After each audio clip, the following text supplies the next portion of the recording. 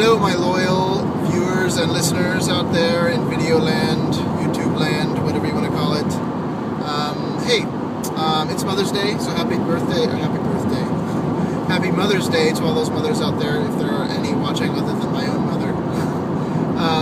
But yeah, this is Snappy J's Thought of the Day, and I, of course, am Snappy J. And I hope you can hear me. I'm in the car right now. I'm on my way back to Portland from my parents' place in Washington. I was hanging out with my mom over, the weekend and Mother's Day. I'm sure as you guys are spending time with your mothers as well on this day. But anyways, I wanted to talk about today in honor of Mother's Day, just kind of how my mom has had an influence, I guess, on my gaming habits, I guess, just how she's sort of influenced me in kind of becoming a more avid gamer and to continue with my gaming extracurricular activities, if you will. But I mean, I started playing NES, man, like when I was just a couple of years old. My parents had a original Nintendo around, and so I learned, to play, original Mario Bros. On there, Duck Hunt and Excite Bike, and Teenage Mutant Ninja Turtles, the very first one. And this is kind of where I guess it all starts out for me. But my mom, she would help me out to get through some of the more difficult parts of the level by actually calling Nintendo for me, calling the 1-800 number, and getting tips from the the helpers at the help desk, or whatever you want to call it, the tip line. I don't know. I mean, like nowadays, there's not really like I don't even know if there's lines like that anymore. To call and figure and get help out, because I mean, there's the internet now, and you don't even need that anymore, which is pretty interesting. But yeah, she would call and help me ask for help to get through some of these, really difficult parts. Because if you have played any NES game before in your life, you know that they can be unbelievably difficult and unforgiving. They don't give you any help at all, especially, I mean, when compared to today's games, where there are just tutorials everywhere and just hand-holding and everything, which is unfortunate, for us that have, experienced a time when we were finding these things out ourselves without having the game tell us what to do, So she would help by calling Nintendo for me and getting me help through, especially Ninja Turtles, because that game is unbelievably difficult and unrelenting in its difficulty curve. There was the couple of parts that I can remember. The one most difficult was probably the dam section in not the dam section, but the dam, like the water, dam section of TMNT, where you have to deactivate these bombs and stuff, and you have to swim through this area where these like electric like currents going through, which is kind of funny because you're in water anyway, so shouldn't you just be electrocuted by being in the water in the first place? But whatever, video game logic. But yeah, it was really difficult, and like there's this one part where you had to swim through these like this seaweed, this electric seaweed that like was absolutely impossible to avoid getting damaged from. It was unbelievably frustrating. And to this day, I still haven't beat that stupid game. It's really hard. And if you've heard of the Angry Video Game Nerd, he's done a rant about that game before and how difficult it is. So you should check that out. It's pretty funny. It's from a couple years ago. But yeah, so that was one of the first games that I can remember, and then my mom has told me that she called Nintendo for to ask for help and everything. And other things that she got help for, I guess through Nintendo specifically, was I think banjo-kazooie she actually called and got help from. I think I was having trouble finding one of the paintings, because in that game you collect jigsaw pieces, and you need to use those jigsaw pieces to progress through the game and to open up new levels. And I was having trouble finding one of the locations to open up one of those levels, and she called and helped out. And I think that was one of the last times I think that she called for me and tried to get some information, to help me out. That was kind of you know, I mean, the internet was around then, but it was, you know, we still had like dial-up and stuff, and it was super slow, so, you know, it's not exactly the most user-friendly experience of your life. But yeah, so she helped me do that. And on the note of banjo-kazooie, so I remember my mom would take me to go to the video store, to Blockbuster, to Sunburst, if you remember Sunburst. It's like an old school, like, video store, movie store, gaming store, whatever. You could go and rent games, which nobody does anymore because there's demos. But I rented banjo-kazooie twice in a row. I remember that vividly. It was really cool. I remember renting it. I don't remember like what made me go and get it. I probably had Nintendo Power at that point, so that might have been part of it.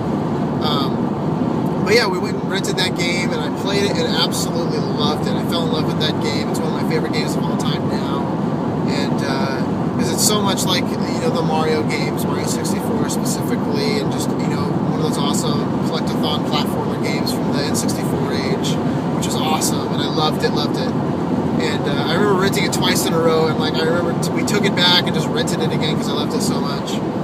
And after that, you know, I still hadn't beat the game yet, and my mom was like, well, if you go outside and like weed the entire backyard, we'll go to Toys R Us and get the game for you. And I was like, oh man, so I went outside and did it. That was like the fastest I'd ever weeded in my life.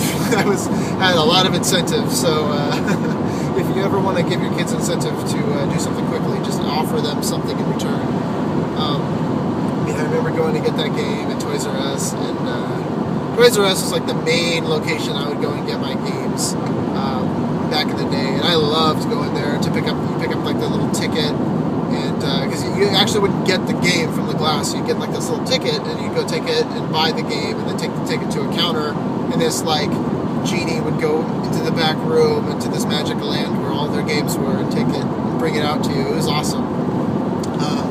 But yeah, so I remember she kind of got me into banjo-kazooie and everything, and she was always around. She always watched me play through all of these games too, because she was always around.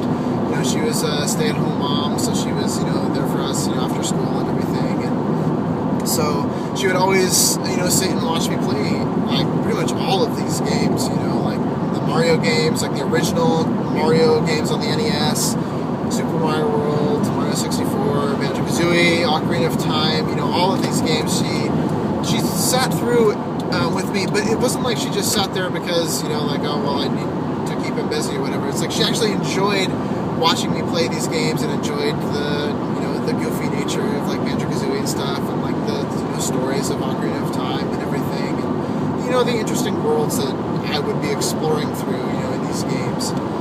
And so it was just really cool to me to have my mom there, you know, and just my parents in general, you know, just kind of, I guess, backing me up on it,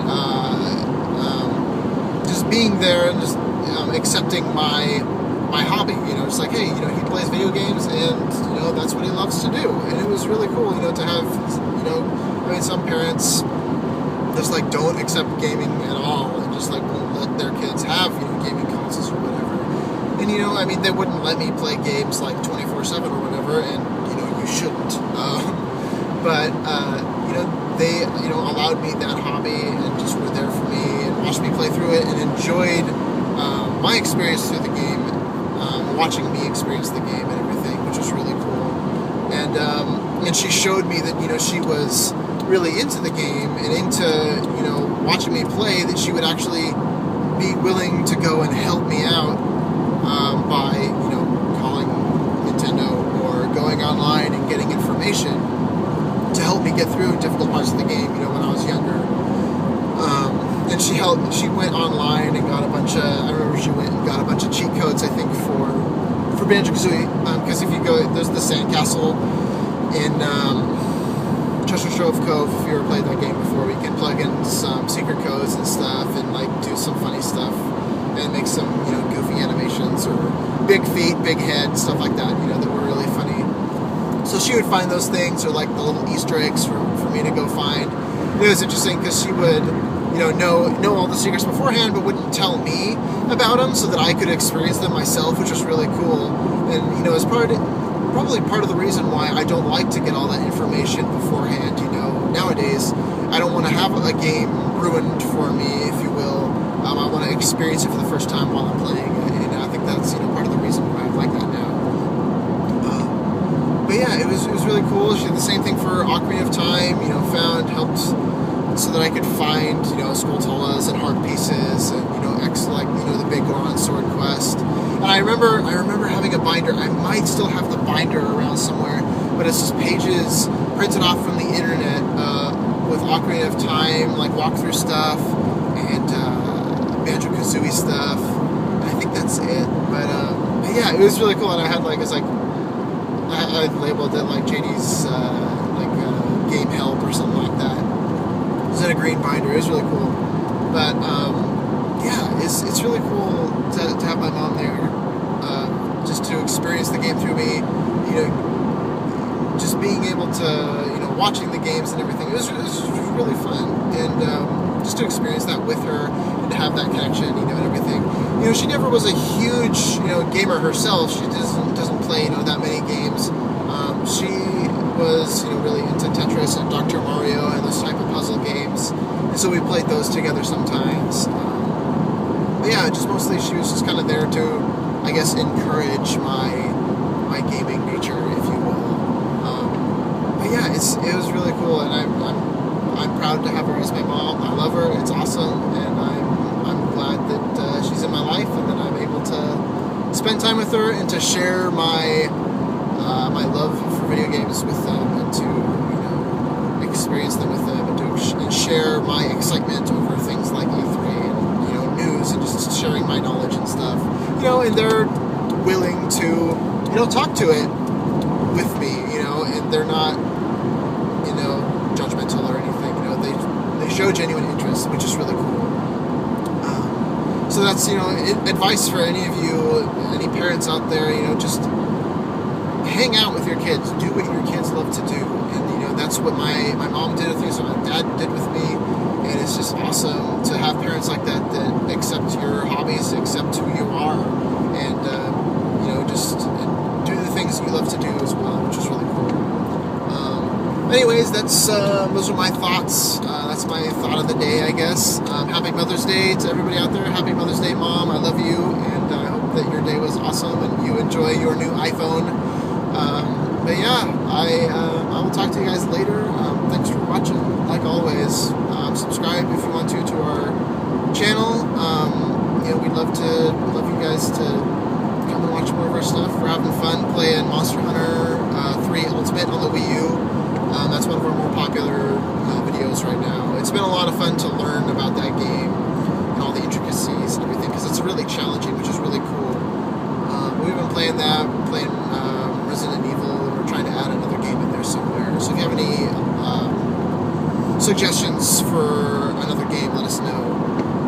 But yeah, pressstarttostart.com. Also, that's where we load pretty much everything up there too, and that's also where our podcasts go up. So if you want to listen to a podcast, if you want to hear some news, what's going on, over the past week, especially as E3 gets closer, and you want to have something, you want to listen to us more, you want to listen to me, you want to listen to Jeff and our opinions about what's going on, tune in, pressstarttostart.com. Every Wednesday we have a podcast. Anyways, thanks for tuning in, guys. I will check you next week, hopefully. And thanks for watching. Keep snappy. Press end to end, baby.